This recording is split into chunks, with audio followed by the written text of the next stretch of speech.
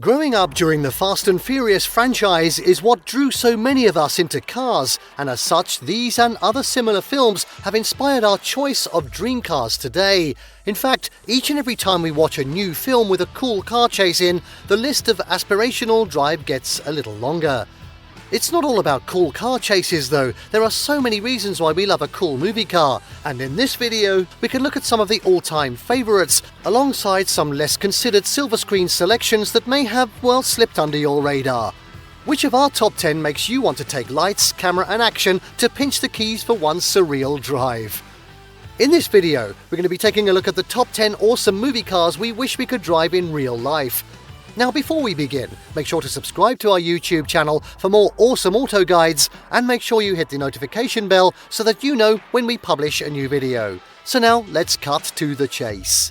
And at 10, it's Back to the Future in a DeLorean DMC-12. Okay, so let's kick off with an all-time favourite, Doc Brown's epic DeLorean DMC-12, which is of course from the Back to the Future franchise. The DeLorean was a bit of a commercial flop that was short-lived and ended in bankruptcy after only a couple of years in production, but despite that, the DeLorean managed to cement itself forever as an icon of our silver screens. We're sure the novelty would wear off quite quickly, as a DMC-12 was lacking in performance with only 130 horsepower. Really? And likely not much to drive in the corners either. But given the opportunity, there's no way we could decline pinning our right foot down and chasing that magical 88 miles per hour. Next up at 9, the Italian job Mini Coopers were epic. In contrast to the aforementioned stainless steel special, these Mini Coopers are more than just cool movie props. They're proper driver's cars and are about as close to road-legal go-karts as you could get, especially in the 1960s. The original Cooper S was offered with either a 970, 1071 or 1275cc engine, and were incredibly capable little machines, as was proven by Charlie Croker's gang in the classic 1969 Italian Job movie. We'd love nothing more than to zip around a city centre or winding country road in one of these white, blue or red classic minis, although hopefully we'd manage to take better care of it than the film crew did back in the 60s. Next up at 8, we love the Fast and Furious R34 GTR. Paul Walker is a Hollywood legend whose antics on screen are responsible for enriching the lives of so many young gearheads since the first Fast and Furious film way back in 2001. So it's no surprise that the cars he drove and helped modify back then are highly coveted in 2024. We're not the only ones who would love to take Paul's old R34 GTR out for a rip, as it recently sold at auction with Bonhams for a cool $1.35 million. Way more than just a standard R34 GTR, this was the show car from Fast and Furious 4, built to his exacting specifications in Bayside Blue Metallic with some ultra-smart Volk Racing alloy wheels, much cleaner than the sticker-clad examples from earlier films. We'd never keep it as a museum piece, we'd be out it in every single day given the chance. Next up at 7, my personal favourite, the Mustang from Bullitt is ice cool. Every gearhead knows this film, and by extension will be more than familiar with the car too, especially given the number of replicas and limited editions that have been based upon it. Steve McQueen piloted a sleek green Ford Mustang, and over 11 minutes in the film, he storms around the centre of San Francisco with no shortage of screeching tyres, and we'd love to be allowed to replicate it. Sadly, the original car sold for over $3.7 million, which means it's highly unlikely us mere mortals would ever get a chance to take it for a spin. Perhaps we'll have to settle for a modern 2019 rendition, which with a 460 horsepower 5-litre V8 should be more than quick enough for a cheeky city centre chase. Next up at 6, we'd love to go 200 miles per hour in the Le Mans Porsche 917.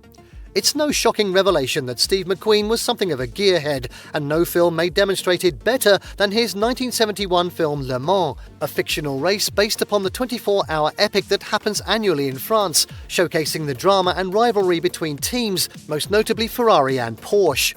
McQueen pilots a Golf-liveried Porsche 917 for the film, with a 4.9-litre flat 12 that pushes out 600 horsepower, capable of reaching speeds of over 220 miles per hour. Given the opportunity, we'd love to race one up and down the Lustath Straight, nose to nose with a Ferrari 512S, just as the film depicts. At 5, in a rush to drive the Lancia 2000 Berlina.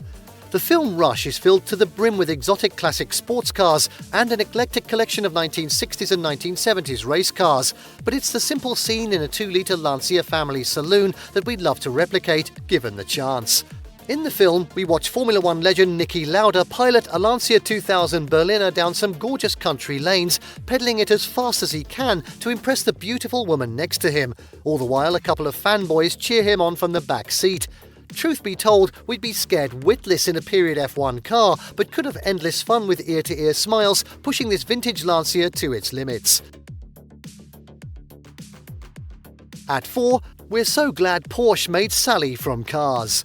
Whether you watched it with your kids or watched it as a kid, everybody loved the film Cars. With a great range of relatable characters alongside an action-packed and well-thought-out storyline, it's one of those animated films that will go down as a great. And all the better for us, it's all about cars, of course. While Lightning McQueen is clearly the protagonist, he is still fictional, whereas Sally Carrera is totally real, thanks to the great guys and gals at Porsche who developed a genuine Sally special, built to epitomise the cartoon and her love for just driving. Unique touches such as tattoos from the film and the film logo embossed into the white leather door cards set this example off as a true one-off.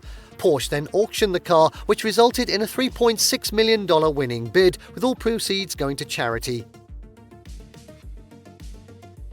At 3, could we pedal this Porsche 356 like Matt Damon? Here's another car taken from a modern film that focuses on the battles between Ford and Ferrari in the 1960s, and as such is aptly named Ford vs Ferrari, which documents the rise of the Ford GT40 and how it dominates the Ferrari 330S at Le Mans. In some early scenes, Matt Damon can be seen flying around in a fetching Porsche 356 Speedster. We'd love to nail it around town in the same carefree fashion that he does, although it would be very difficult to suppress the 6-figure price tag in our minds. Fortunately, replicas of the 356 Speedster are semi-affordable, so perhaps this dream isn't as far out from reality as we'd first thought. At 2, the pretty woman Lotus Esprit is a slick city cruiser. It's time to turn the tables a little bit, as Pretty Woman doesn't portray motorsport great piloting a classic sports or race car, but rather a Hollywood prostitute called Vivian Ward showing a successful businessman how to use more than 2 pedals in a sleek and sporty Lotus Esprit SE. While the scene itself is quite chaotic, we can't argue with how slick the Esprit looks under the nightlights of Hollywood, and that's something we'd love to try out ourselves, with or without Julia Roberts, although preferably with and in the passenger seat. Apparently these 1990s Lotus Esprits are good for 0 to 60 miles per hour in under 5 seconds. Perhaps we and Julia could take turns in laying down some rubber between lights. And finally, at number 1, this Lamborghini Miura is worth its weight in gold. To finish off though, we are revisiting The Italian Job, a film that features some of the most epic classic and vintage sports cars of all time, including an Aston Martin Volante, a couple of Jaguar XKEs and a moody Mafia Fiordino. Oh, and this mind-blowing Lamborghini Miura P400S. Just behind the driver sits a 375 horsepower naturally aspirated V12 motor, and of course powering the rear wheels. If we could choose to replicate any move moment, for sure we'd choose to negotiate one of these classic supercars around the Alps mountain passes, with Matt Monro's On Days Like These playing in the background. It's one of the most emotive opening scenes of a film ever. The actual Miura from the film disappeared for decades and only resurfaced in 2019. Thankfully, minor trim details that made the car unique were used to identify the 2019 Miura as the actual car from the film. Now, who do we need to butter up to borrow the keys for an hour or two? And there you have 10 awesome movie cars we wish we could drive in real life. Did you like what you saw? Let us know in the comments down below. Share this video with your friends and don't forget to subscribe to our channel for more fantastic auto guides. So, see you next time.